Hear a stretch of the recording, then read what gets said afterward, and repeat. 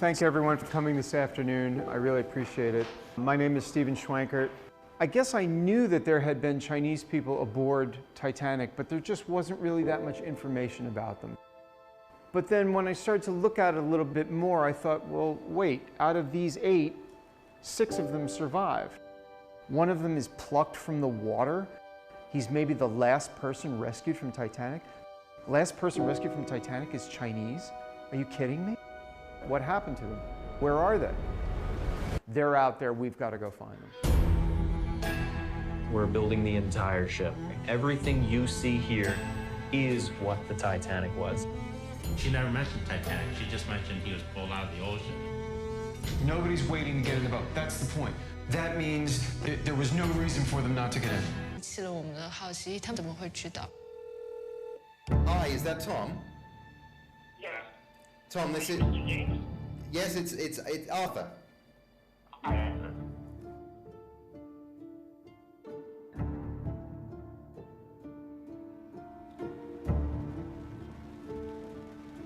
Steve? Yeah. Hi. Stephen Schwankert. How are you? Nice to meet you. This is my son, Steve. Hi, nice to meet you, Steve. How do you do?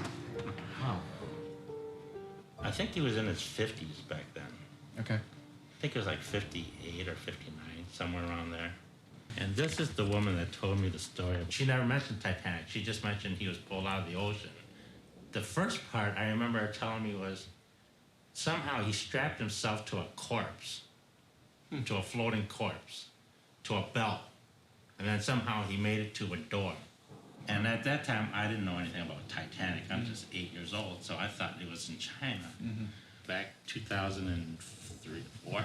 I took my cousin to this, it's like a giant museum. It's called House on a Rock. And then there was this display of Titanic items. And my cousin Henry just mentions, your father was on that. And it never dawned on me, and I never thought of it, and I just didn't really consider it was real. We come home. My son Steven there, he runs upstairs, hop on the computer, and he starts doing this passenger list. And he happens to find the name Fang Lang, but then Fang Lang didn't seem right because his name wasn't Fang Lang. I thought, well, could it be Fong? Yeah. They just sort of wrote the name wrong. Yeah. But then again, the story, when I heard as an 8-year-old to what I read on the computer, it Starts to make sense. starts to make sense. Yeah. This is the photo I think about the time when he just, on the Titanic. Yeah. And did you find the name? Yeah. Fong. Yeah. Oh, wait. The name is different on this. Here it says Fong Wing-san, and here it's Fong Sun. That's extraordinary. Wow. 1934. So two twins with a different name for him. Yeah. And neither of them Fong Long.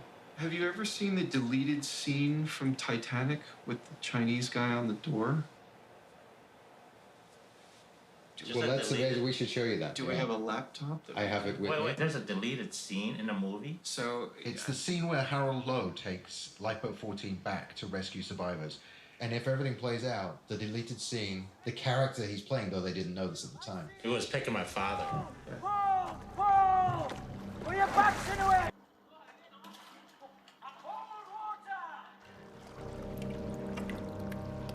Bring him in! Help him out! Bring him in quickly!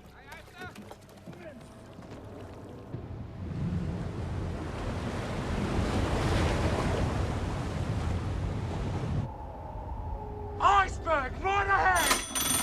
Turn!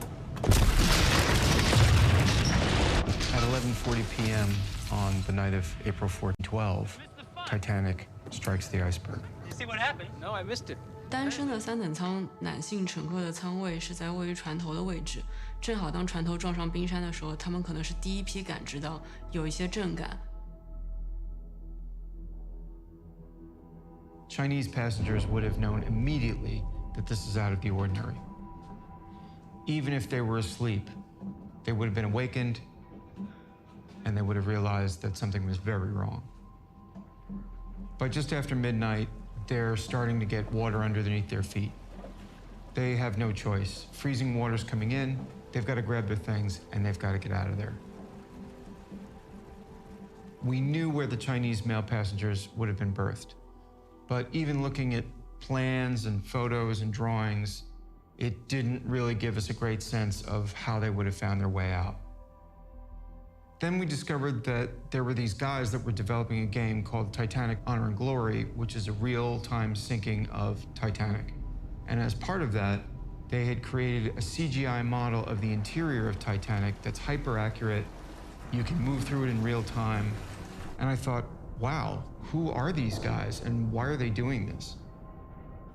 Steven. Hi, Steve. Fong. How do you do, man? We're building the entire ship. Every corridor, every cabin, every pantry. Everything you see here is what the Titanic was. This is not an artistic interpretation. This is the Titanic, right down to the color shading, the exact layout, and even the mechanical details on the switches. When we first started looking at possible escape routes, the most obvious one is sort of the traditional third class, especially male passenger route. They would have come out of their room on effigy deck, come up a couple of decks, and they would have connected with what's called Scotland Road, which is a passageway for crew and for third class passengers that runs all the way along the ship. So you're gonna move aft along this corridor, which is Scotland Road, the main access corridor for both third class and the crew. The crew is actually directing passengers to go up to the common room, the third class common room, and they were being told to wait there until further directions are given.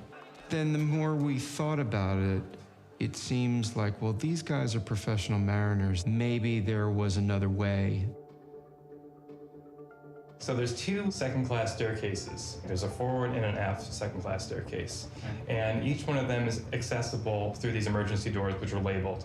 You see the emergency doors right here at the end of Scotland Road, which is where the third class actually boards the ship. So they know this area from their first day out. And they would have seen this stairwell open in front of us. It's an unfamiliar place, but you don't care at this point. You want to get out of here. You take it all the way up.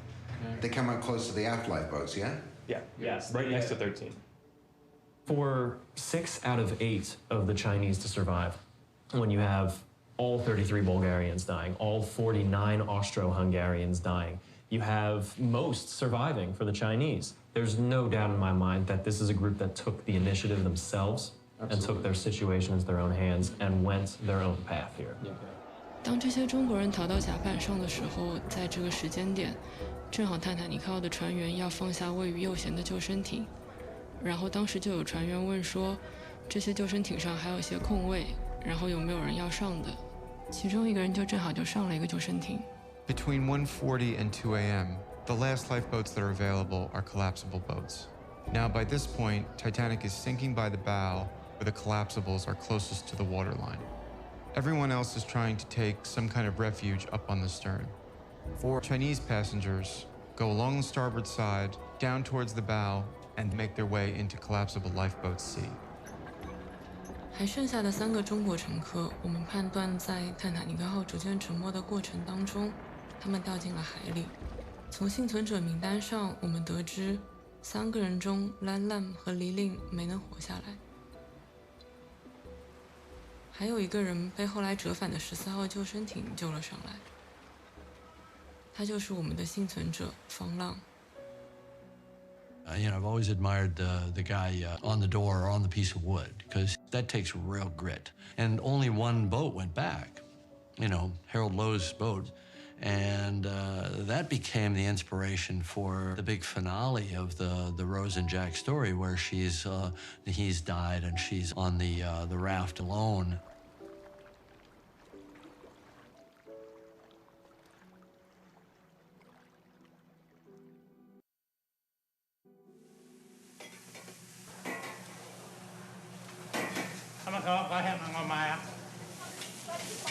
Barbecue? Chuck.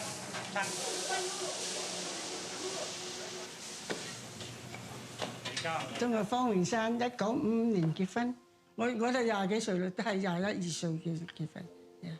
因為方榮山都係60幾歲啦，都大年紀啦，係嘛？係咪我興發啊？叫佢。我唔知嘛，I don't know. She doesn't understand why there's the 2 different names. I don't know the different name. Did you ever hear the name Fong Sun or Fong Lam? She always known to be Fong Wen Sun. Always Fong Wing Sun. 方永生， Always Fong Wing Sun. 佢從來都冇講過Titanic，我唔知。我個仔話佢喺隻船，我話你黐線嘅，你點解你傻噶嘛？乜我都唔知啊，所以佢好秘密啊，你know。When he sponsored his brother and his wife and I think there was like 5 kids, and they just showed up at the door one day. And then my mom was a little upset because it was a total surprise. Never knew anything about it. And I think that brought a lot of tension to their marriage. And then it happened again, yeah? Another sponsor? Yes. It was the Chu family. I was born in Hong Kong, and at the end of my 3rd year, my parents decided that the city was a place to raise a child. So, following son and my dad, over the past 4 years, getting a sponsorship, had corresponded, and you know, we were told to expect to be given notification within a 45-day window to move. It was actually September 13th, 1971. We flew into Seattle for customs. I remember the gentleman who checked us in, after transcribing our names into English, handed me a silver dollar. I still have that silver dollar. We were in Seattle for maybe about 3 hours, and then we flew into Chicago. And there receiving us was Fong Wen San. He was a bit older than I anticipated, in an overcoat, a suit underneath, which was rather formal for the day. And we actually had a reception banquet that night. You know, we were at those tables with 10 seats, traditional Chinese banquet. Fong Wen San was maybe 5 seats away. I went over to speak to him. He relayed to me. He said the ship that I was on crashed into an ice mountain. First evening? First evening. Oh, he said it was a huge ship. Whole Dyson.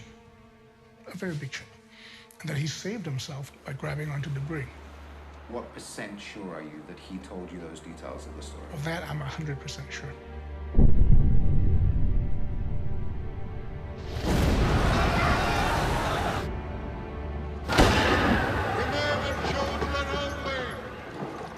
In the New York Times say there are 2,000 people waiting, and it's complete silence as the ship enters. Behind the Carpathia is a tugboat full of photographers trying to catch the first glimpses of the survivors. And then the first cries of recognition and just sobbing. And they say that the wailing just sort of crescendoed. The only trying to catch the first glimpses of the survivors. And then the first cries of recognition and just sobbing. And they say that the wailing just sort of crescendoed. The only ones left on board were those who were too ill to be taken off, and our 6 Chinese survivors. You know, I wonder if they could look out their windows and see the scene or hear people's cries, you know. But they stayed on ship for another night, and then they were taken to Pier 9, where they boarded the Annetta and then departed the next day for Cuba. They are unique among the other passengers in the sense that they are the least welcome. In 1912, the prevailing attitude towards Chinese in the United States was negative. You know, they were portrayed as taking American jobs and foreigners that we didn't want in the country. You know, the Yellow Peril. Chinese Exclusion Act is in effect, and that basically excludes almost all Chinese from entering the United States legally. 美国这个排华法案，1882年的时候，把中国华工排除了，是非常不讲道理的。就是说，他们认为中国劳工太多，他要禁止华工来，这样的话就没有这个劳工的竞争力。普安城条约是1868年通过的，允许2国的人民自由来往，到其他国家去定居，所以中国人到美国来是合法移民。美国政府1880年把这个普安城条约一部分强迫中国政府把它废除了。是谁不讲信用，谁不讲法律？他是美国政府。And then all of a sudden, Chinese couldn't come to America.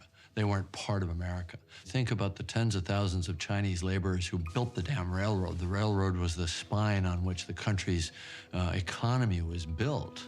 But the principle that they would be promptly expelled after the experience that they just went through, just because America was closing its doors, not to all immigrants, just to the Chinese after having exploited them as cheap labor for so long. It's just, it's just add it to the list of, of American atrocities in my mind.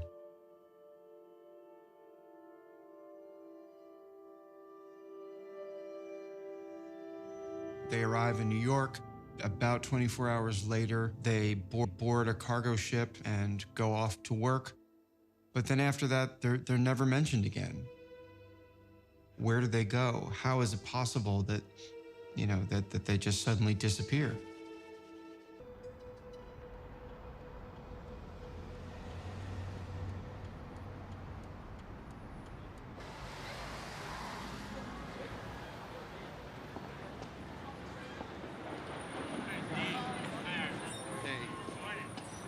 Find any new discoveries? Yeah, oh, well, yeah, we found a few things. Every year, we used to go down to Chicago. They had this thing called the Fong family reunion, and they would have it at this big restaurant somewhere in Chinatown. And he was well known with this Fong Association. And he'd go around shaking hands and guide me by my hand. This is my son, this is my son. And that was his pride, I guess. And he always wore suits. He never wore casual clothes, as far as I can remember. Everything was dress suit pants and shirts and ties. And my entire memory, my father has always been in a dress suit. I think he was trying to elevate himself as a businessman, as a merchant of some sort. And later on in life, he lived more of a humble life and he just worked as a waiter and so forth. Yep, right there. Right there? He's right there. Oh yeah, this is. Oh my God, now I know who he is. Oh my God, I do know him. Yeah. Yes. Oh my God, I know who he is now. Okay, that one. Oh my God, hi, gay doctor. I know who he is now. You mentioned the old lady picture. That's why I get a picture. I don't know you, so it can't do me any good. Okay. Here. Yeah. There's a picture of him I had back then. Okay. See? On the website. Okay, yeah. That's him. That's him. He completed that picture. That's why he showed me the old picture. Hey, you want to keep that picture, honey? The story of Tom's father continued to intrigue us. And the key mystery was, if Tom's father was Fong Lung, the Chinese passenger rescued from the water, then why the name change and when the name changed? When does he go from being Fong Lung to Fong Wing's son?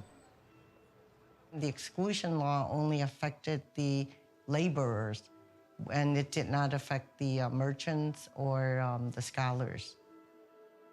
The merchants were able to travel freely back and forth between China and the United States. So every time they returned to China, they claimed that they had given birth to a son. Then they take that paper and they sell it to someone. Then he would be allowed to come into the country legally. Once you're a paper son, you're very secretive. You don't want anyone to find out that you have false papers. People are traumatized really by it, and many of them do not even tell their families. My grandfather came in the 1920s. Some guy noticed him and, hey, you want to go to the US? I can sponsor you or, and give you some papers and go over. My dad used to tell me that the ship came into Brooklyn and he worked as a cabin boy. And the ship's captain, after sailing with him for 2 years, he said, Lee, go ashore and don't come back. Sometimes it's hurtful for them to talk about, so they just kind of protect us. They don't even tell us. It's not until we ask. She goes, oh, you didn't really, you don't know that your father, he was crying for days because he was starving. I was like, of course I didn't know. You never know, never told me. You're telling me right now in this coffee shop and I'm sitting next to you. I just can't imagine, as a 16-year-old kid, coming to a new land, new language. It's a one-way trip. They always believed in the future so that they could endure anything because it was going to be for the betterment of their children. Looking back on them, what kind of feelings do you have towards them now? I think it's just gratitude.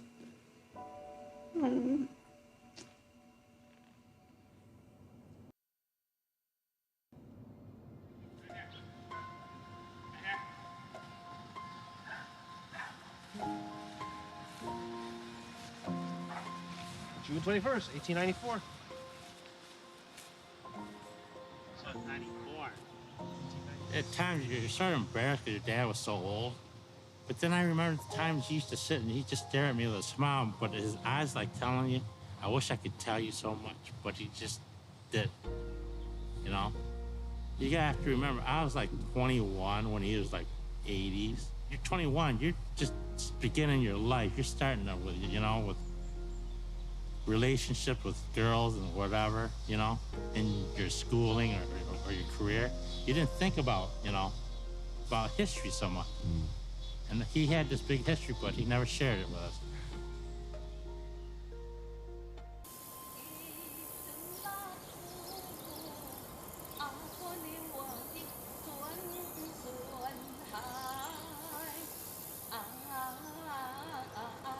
你哋爸爸或者祖父同你哋講過關於沉船嘅事？唔識啦嚇。冇記啊，即係話條船要咧出開啊，到上岸啊嗰啊。啱逢親啊嘛，咪家下經理即係爸即係咪啲仔逢親咯。望嗰個阿嬸咁噃。哦係係。阿嬸啊，阿嬸呀，都未講。黃會公啊，即係朋友現代㗎咯，你下次嘅得現代啦嘛。要冇讀書運？要捉股，用信咯，捉好多信，捉股唔冇。要錢啊！用會公啊，即係啲封信咧，就防明山對黃會公收啊，好多。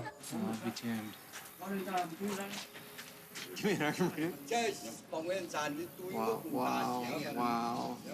It's November 27th, 1980. We got to see the stack of letters that Fong San had written to a relative. He has a very distinctive handwriting, both in English and in Chinese. And again, we're kind of reinforcing what we knew about his character. He's still sending money back, even later in his life. 咁啲信你收翻起佢啦。非常感謝。多謝。謝謝。係啊，我條天線會係姓鐘嘅。哦。夜上問下咧，嗰個協特大號以前啦，他們有會國共線，即係透媒睇有冇我相中個工人有冇講過嗰個電視啊？先嚟講嘛，啲講成啊，你想知點解啊？即係只要你去都要去出事。嗰個姓鐘嘅係叫鐘乜嘢名啊？你哋知唔知啊？只知道係喺呢度出去嘅姓鐘嘅。嗱，村裏邊咧，除咗你之外咧，仲有邊個人知道啊？即係好似呢次最上次報道租㗎啦，租㗎啦，呢㗎啦。揾唔揾到即係近時出去嘅地方咧？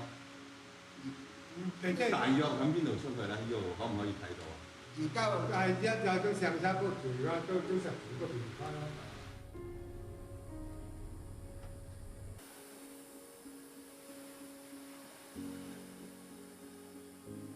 Standing in here, and with most of the evidence that said they live from this harbor, I think it's a very important something to dedicate it to them. So through them, people know about what Thai San people have done, the last 100-something years.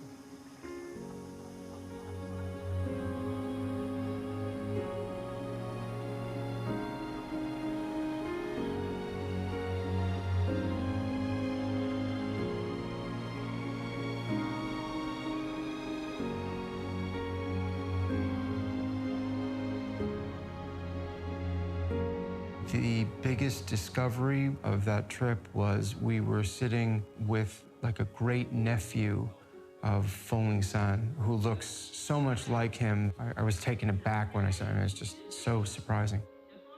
You know, we were just going through various details with the Fong family and saying, how do you know this? How do you know this?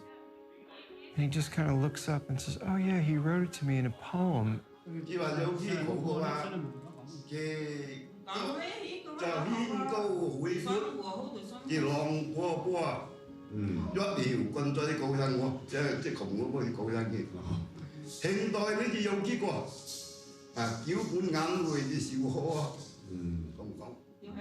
With almost no prompting from us except a few general questions, out comes this poem that perfectly illustrates the Fong Long story.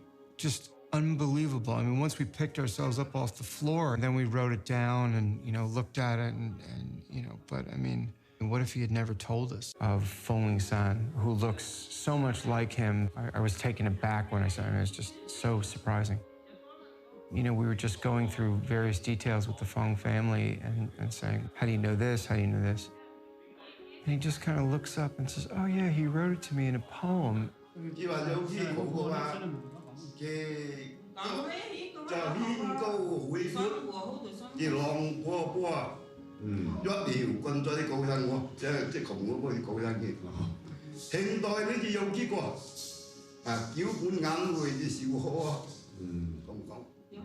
With almost no prompting from us except a few general questions, out comes this poem that perfectly illustrates the Fong Long story. Just unbelievable. I mean, once we picked ourselves up off the floor, then we wrote it down and, you know, looked at it and you know, but I mean, what if he had never told us?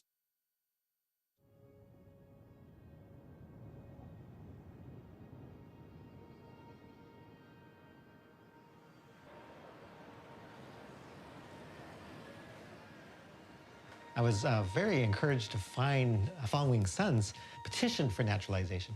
That's a document you have to fill out when you want to become a citizen. And his lawful admission was in New York as Fong Wing Sun, September 15th, 1920, on an unknown ship. We have Cynthia Lee in New York going through ship records as well. Sure. And so ideally she'll find something pretty close to this. The task at hand was to see if we could place Fong Long and Fong Wing Sun in the same place, generally the same time frame. One of my colleagues came up with a ship card. The only information on the ship card was the name of the ship, the Rondo, and sure enough, our guy is there. Fong Long, August 18th, 1920. Fong Wing Sun says that he was in New York, September 15th, 1920. Close enough.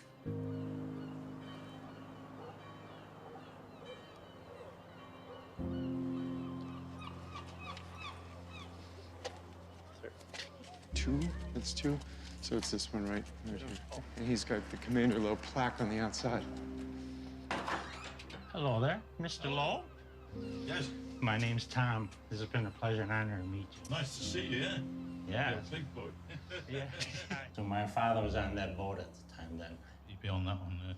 That's him coming towards the Carpathia with the sail up. These continuous certification of discharge, the ships that he was on. So this one, Titanic, signed on the 10th of April, Southampton, 5th mate, date and place of discharge, 15th of April, 1912, at sea. Now, is this the famous photo of your grandfather that's always on the computer? There's several, but that's one of them. You can have that. I can have this one? Yeah. Oh, thanks. Yeah, so it's all right. Thank you. I've written on the back who it's from. Thank you. To you, from me. Wow.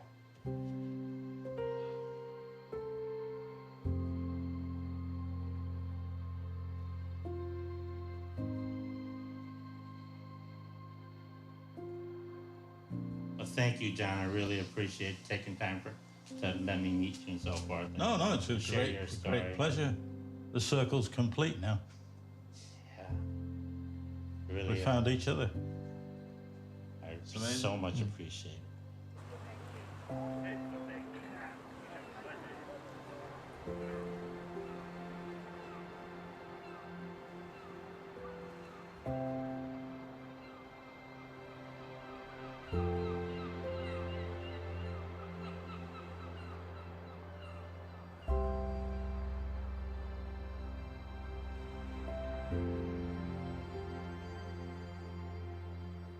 It was very emotional meeting.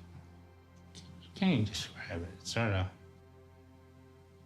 knowing that without his grandfather's humanity, my existence wouldn't have been here in my family. When I walked out of the house that day, and I remember seeing that sign, here's the officer, 5th officer in the Titanic. Well, then you're just sort of like tagged. This is what you're known for. And I'm not sure if I really want that notoriety, you know, so much. I just want to know the story, the truth to be out there.